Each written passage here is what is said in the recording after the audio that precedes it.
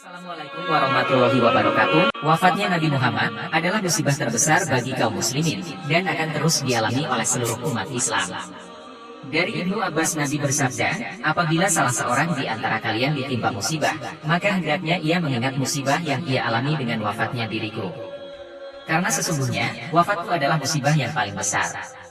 Di sini, Nabi meminta kita untuk mengingat kembali atas wafat dan kepergian beliau pada saat kita mengalami musibah. Karena dengan cara demikianlah, segala musibah yang kita alami akan terasa ringan. Wahai sekalian manusia, barang siapa di antara kalian ditimpa musibah, maka hendaklah ia menghibur dirinya dengan mengingat musibah wafatku dibandingkan dengan musibah lain yang menimpa dirinya. Karena sesungguhnya, seseorang dari umatku tidak akan ditimpa musibah yang lebih besar daripada musibah atas wafatnya diriku. Tanda-tanda bahwa Nabi Muhammad akan segera menjemput ajal sudah terlihat sejak beliau itikaf di bulan Ramadan. Biasanya Rasulullah beritikaf 10 hari seperti pada Ramadan sebelumnya, namun pada Ramadan tahun 10 Hijriah, beliau melakukannya 20 hari. Kemudian, ketika Nabi Muhammad melakukan haji wada, haji pertama dan terakhir beliau, ketika peristiwa melempar jumroh Aqobah, beliau meminta sahabat mempelajari manasik seperti yang diajarkan, karena belum tentu beliau akan berhaji lagi tahun depan. Turunlah surah An-Nasr yang menandakan beliau akan pergi selamanya. Bulan Syafar, Nabi sempat sholat untuk orang-orang yang telah mati syahid di perang Uhud, lalu naik ke mimbar dan berpidato, seolah memberi petunjuk bahwa Rasulullah akan mendahului mereka. Nabi bersabda, sesungguhnya, aku lebih dulu meninggalkan kalian, aku menjadi saksi atas kalian, dan demi Allah, aku benar-benar akan melihat tempat kembaliku saat ini. Aku telah diberi kunci-kunci gudang dunia, dan demi Allah, aku tidak takut kalian akan musyrik sepeninggalku. Tetapi aku takut, kalian akan bersaing dalam masalah ini. Kemudian tanda berikutnya adalah, ketika Nabi pergi ke kubur para syuhada dan bersabda, bahwa beliau akan berjumpa dengan mereka. Pada tanggal 29 Syafar 11 Hijriah, sepulang dari Baqi, Nabi tiba-tiba langsung demam dan merasa pusing. Meski demikian, Nabi tetap ikut berjamaah selama 11 hari. Nabi meminta agar dibawa ke rumah Aisyah, karena tiba giliran Aisyah yang bersama beliau. Namun setelah 11 hari, 3 hari berikutnya, Nabi tidak bisa ikut berjamaah dan sakitnya bertambah parah.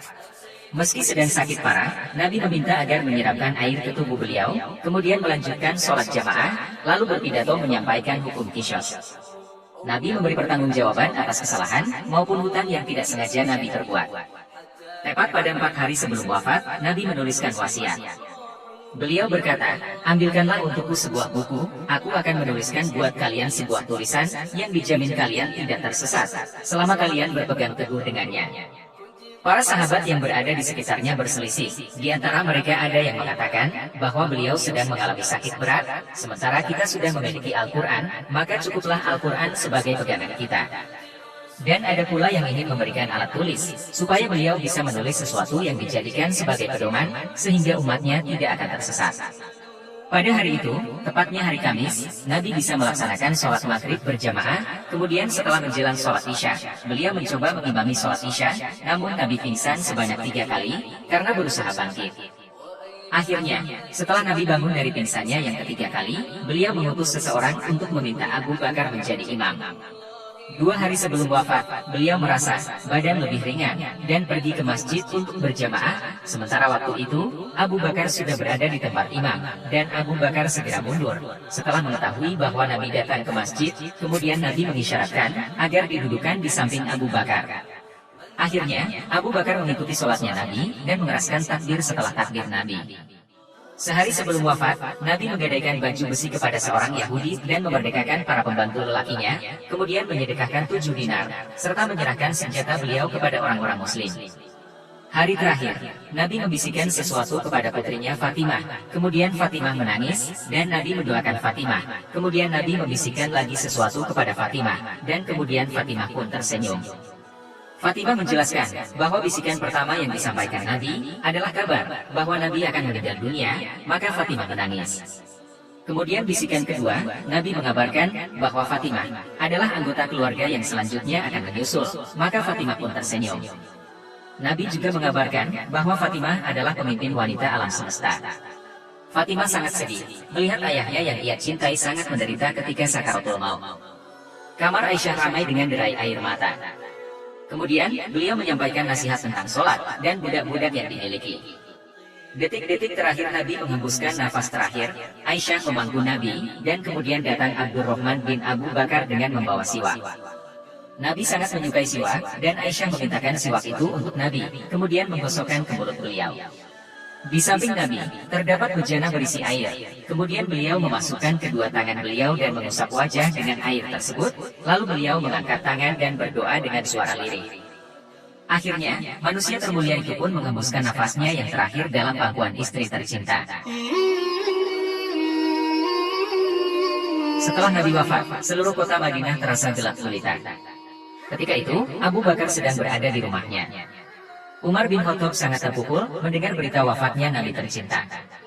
Dia berdiri, sembari menyuarakan ketidakpercayaannya dengan berita tersebut.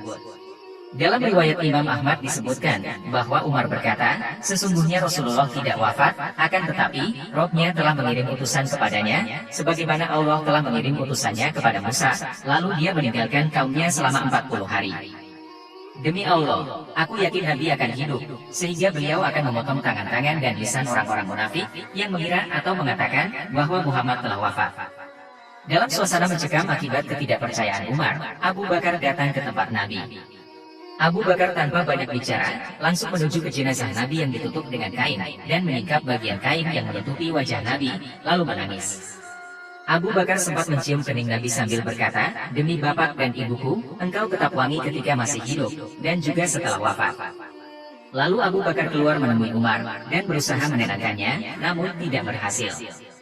Akhirnya, Abu Bakar membiarkan Umar dalam ketidakpercayaannya, lalu menghadapkan wajahnya ke arah para sahabat-sahabat lainnya lalu membaca ayat 144 dari surat Ali Imran. Muhammad itu tidak lain hanyalah seorang Rasul. Sungguh telah berlalu sebelumnya beberapa orang Rasul. Apakah jika dia wafat atau dibunuh, kamu berbalik ke belakang? Barang siapa yang berbalik ke belakang, maka dia tidak dapat mendatangkan kemudorotan kepada Allah sedikitpun. Dan Allah akan memberi balasan kepada orang-orang yang bersyukur.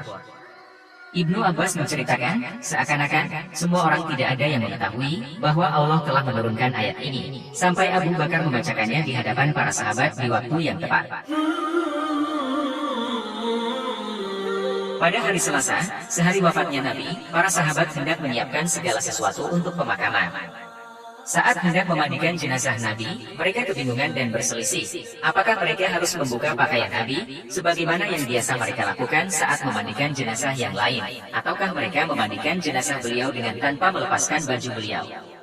Perselisihan menjadi sangat lama, hingga mereka tertidur.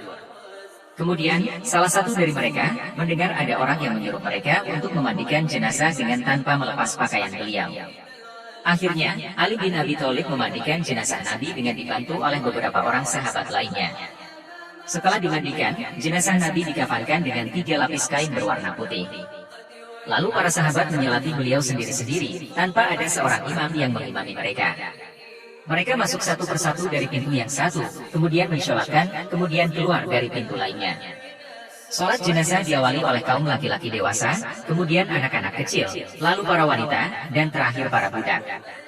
Beliau dimakamkan pada Rabu, di tempat beliau wafat yaitu di rumah Ummul Mukminin Aisyah yang berada di luar Masjid Nabawi kala itu. Ketika hendak menggali kubur, para sahabat kembali berselisih pendapat tentang bagaimana kuburan Nabi. Apakah dibuatkan lahat, atau hanya dibuatkan sebuah lubang begitu saja? Pada saat itu, di Madinah ada 2 penggali kubur, yang satu menggali dengan membuat lahat, sementara yang satu lagi hanya berupa lubang biasa saja. Karena tidak bisa memutuskan, akhirnya para sahabat sepakat untuk melakukan sholat istikharah memohon petunjuk kepada Allah. Mereka lalu mendatangkan 2 orang penggali kuburan. Siapapun di antara 2 orang ini yang datang duluan, maka dialah yang menggali kubur dengan caranya sendiri.